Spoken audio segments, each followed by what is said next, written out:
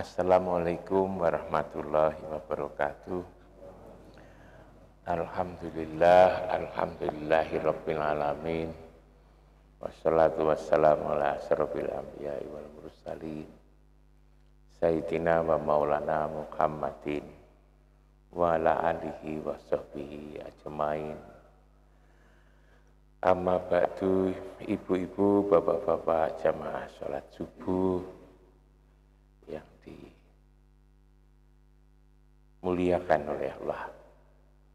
Kita banyak bersyukur kepada Allah, salawat dan salam kita persembahkan kehadapan ikutan kita Muhammad Rasulullah Sallallahu Alaihi Wasallam yang telah mengeluarkan umatnya dari kegelapan kepada yang terang benderang, minadzulumat ilan nur, dari keadaan gelap kepada keadaan yang penuh cahaya petunjuk hidayah, sebagaimana yang kita rasakan selama ini.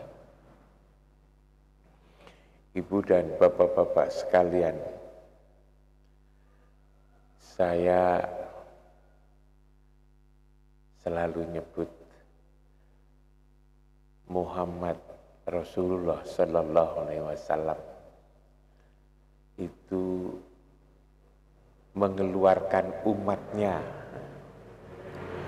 dari kegelapan kepada yang terang benderang. Yang dimaksud umatnya itu siapa sebetulnya? Umatnya itu adalah ruh sebenarnya. Adalah apa yang ada di dalam hati itu. Ruh itu dalam keadaan gelap. Kenapa gelap? Karena berada di lingkungan gelap. Berada di tubuh manusia ini. Yang tubuh manusia ini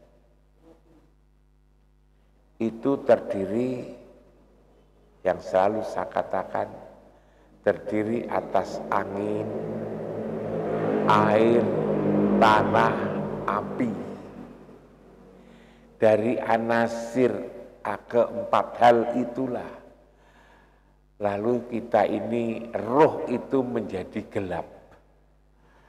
Roh raihan adalah angin yang lalu melahirkan nafsu. Nafsu tidak mau kelintasan, tidak mau didahului orang.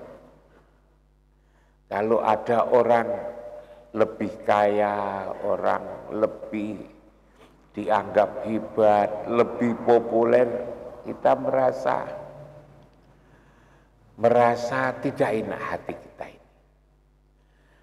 Lalu air yang pantang kerendahan, tidak mau rendah. Hati kita ini tidak mau direndah-rendahkan, itu tidak mau. Walaupun itu orang bodoh, disebut bodoh juga tidak mau. Miskin, disebut miskin tidak mau. Dia itu pengemis misalnya. Tapi kalau disebut orang melarat itu juga tidak mau. Tidak mau kita ini kerendahan, itu tidak mau. Tidak mau kita ini kekurangan. Maka lalu berusaha sehari-hari. Bagaimana agar apa yang kita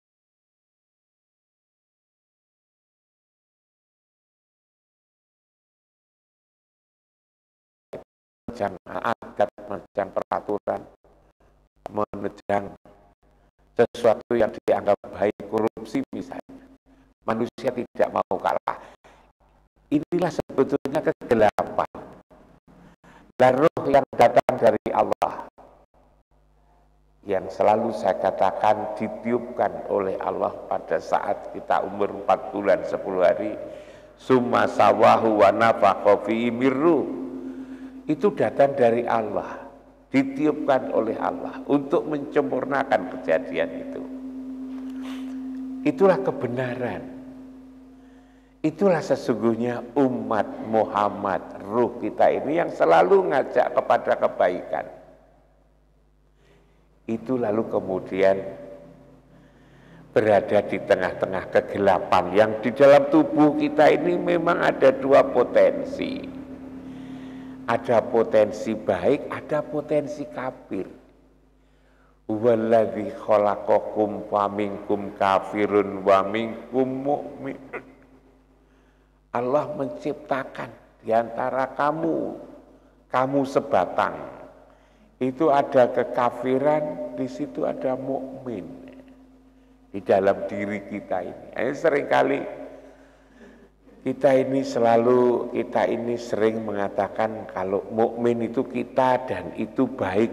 Kita ini sudah kelompok baik. Sedangkan kafir itu orang lain. Padahal sebetulnya di dalam diri kita ini ada kekafiran dan juga ada mukmin sebetulnya. Nah, di dalam diri kita ini sendiri sebetulnya juga sudah terjadi perang. Perang kita ini, perang antara kita itu menjadi baik, lalu juga kekekatan untuk menyimpang. Karena itulah lalu kemudian sekedar kita mau sholat jamaah saja itu. Sholat jamaah datang ke masjid itu baik. Dan semua orang mengatakan baik, apalagi muslim. Tapi juga tidak semua mampu. Tidak semua orang itu mampu untuk melangkahkan kakinya ke masjid, itu belum semua mampu. Nah, kalau kita itu selalu istiqomah, disebut oleh Pak Markus itu harus istiqomah itu memang itu berat. Hati kita mengatakan itu baik, tapi berat menjalankan. Karena itulah laki-laki Pak Markus katakan ngajak berdoa. Kita sendiri belum tentu mampu sebetulnya. Membawa diri kita ke masjid itu belum, membawa diri kita untuk memenuhi panggilan adzan itu belum tentu mampu. Nah, karena itulah maka lalu bersyukur, kita ini bersyukur kok dimampukan oleh Allah dan Rasul itu untuk melangkahkan kaki kita pergi ke masjid ini. Sama dengan ini Ibu dan Bapak-Bapak sekalian, kemarin saya tidak ada subuhan di masjid ini karena saya diundang di Singosari sana untuk memberi ceramah subuh.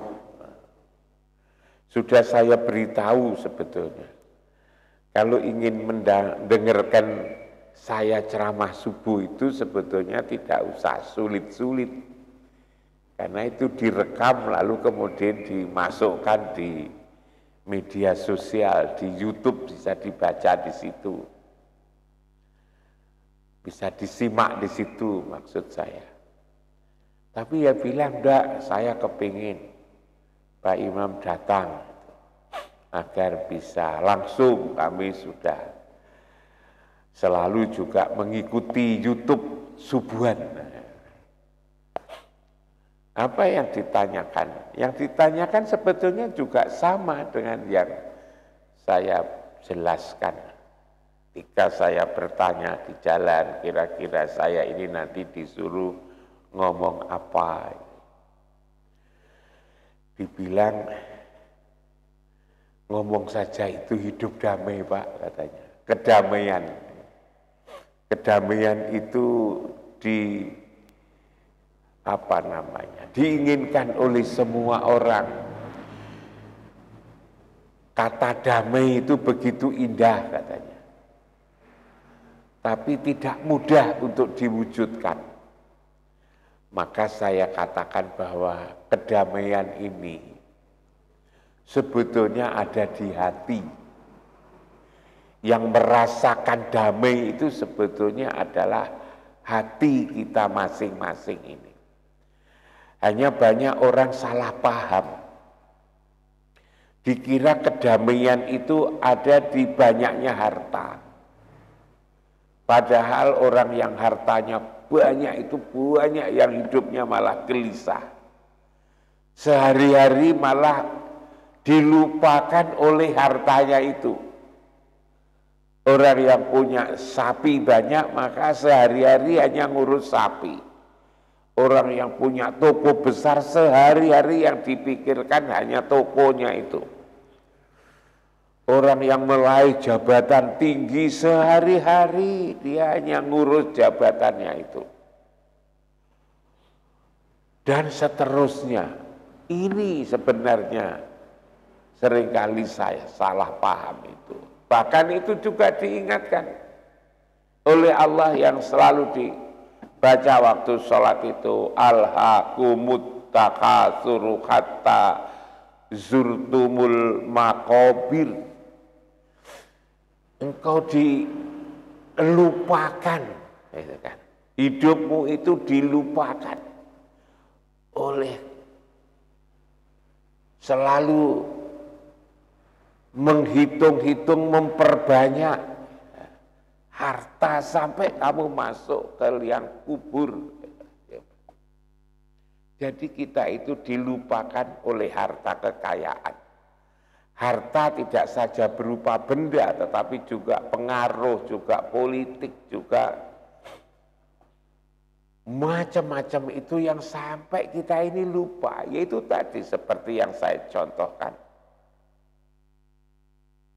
Karena itu orang mengira bahwa yang damai itu uang, harta kekayaan yang banyak adalah ketenaran, misuwur, adalah pangkat yang tinggi. Ternyata di situ tidak ada kebahagiaan.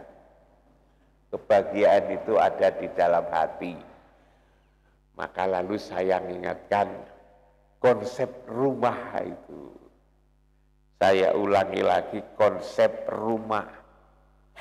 Saya sebut orang yang merasakan damai itu kalau dia itu ada di rumah. Di rumah, ada di rumah, istri dan anak-anaknya genep, maka orang itu lalu menjadi damai. Hanya memang kedamaian itu tubuh kita ini, badan kita ini terdiri atas jasmani dan ruhani. Jasmani ada rumahnya, ruhaninya juga ada rumahnya.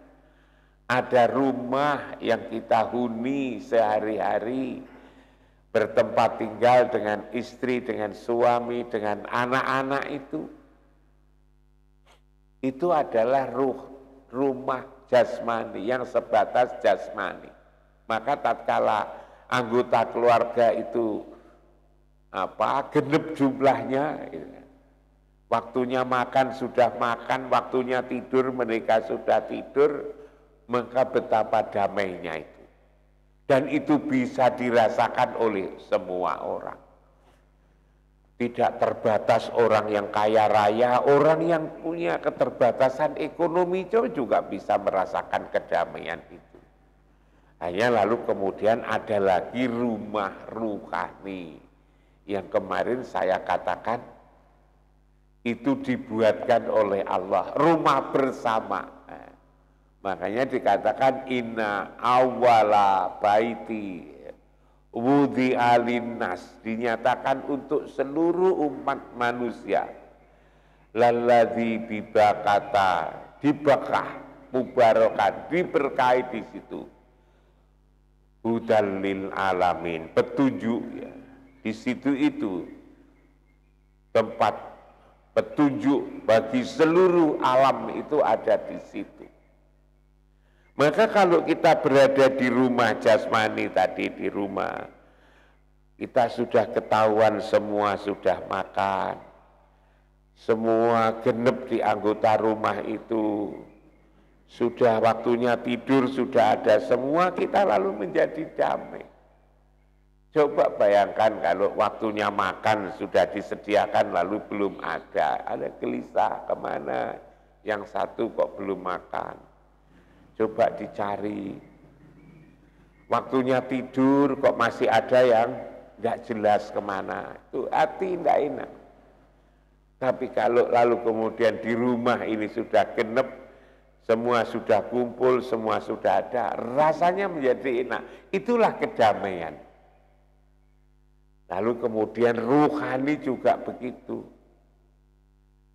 Ketika kita lalu selalu ingat di situ, mau tidur, kita ingat Baitullah. Kenapa ingat Baitullah?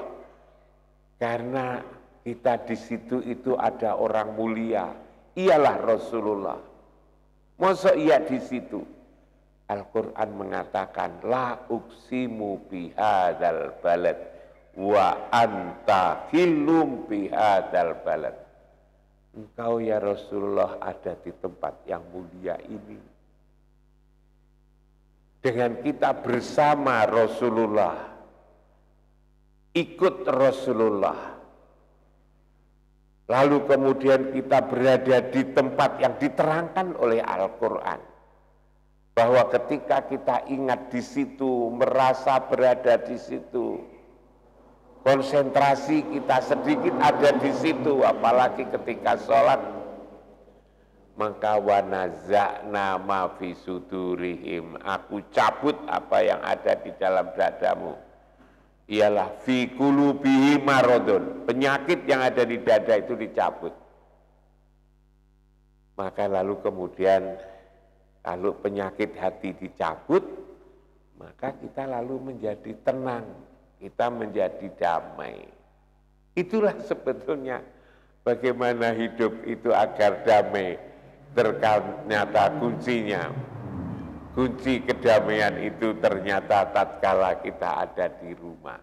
Ya memang betul, yang namanya uang itu sangat perlu, harta itu juga sangat perlu, dikenal orang juga sangat perlu.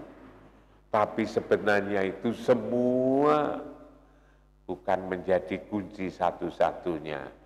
Justru yang menjadi kunci dan itu diingatkan oleh Allah itu adalah rumah sebetulnya. Dan rumah ini ada rumah jasmani, ada rumah rohani. Dan kalau kita mengenali dan berada di situ, insya Allah ibu dan bapak sekalian, kita menjadi damai. Puasa ini sebetulnya juga mengingatkan tentang itu. Sebab ketika puasa itu kita banyak membaca Quran, kita juga bermusyawarah, saling mengingatkan seperti ini. Lalu kemudian kita mendapatkan pemahaman. Ya memang saya seringkali mengulang-ulang apa yang saya sampaikan. Sebab agama ini memang perlu diulang-ulang. Diulang-ulang berkali-kali agar kita selalu ingat. Agar kita selalu ingat. Disinilah ibu dan bapak sekalian, berbeda agama itu dengan sekolahan. Kalau sekolah diajarkan sekali suruh pelajari sendiri, tapi kalau agama itu bukan begitu. Agama ini kapanpun kita bisa ingat, bisa ngomongkan dan bisa menjalankan. Itu agama seperti itu. Saya kira itu ibu dan bapak sekalian, renungan di pagi hari ini mudah-mudahan bisa dijadikan, kita semua jadikan bahan pertimbangan, bahan renungan untuk kita selalu ingat pada agama kita, pada Rasul dan juga pada Allah, agar kita menjadi damai. Demikian kurang lebih mohon maaf. Assalamualaikum warahmatullahi wabarakatuh. A'udzu billahi minasyaitonir rajim. Bismillahirrahmanirrahim. Allahumma shalli wa sallim ala sayyidina Muhammad wa ala sayyidina Muhammad. Walhamdulillahi rabbil alamin. Hamdasy syakirin, hamdan na'imin. Hamdan yu'afi ni'amahu wa yukafi masida. Ya Rabbana lakal hamdu kama yanbaghi lil jalali wajhikal karim wa li sultanik.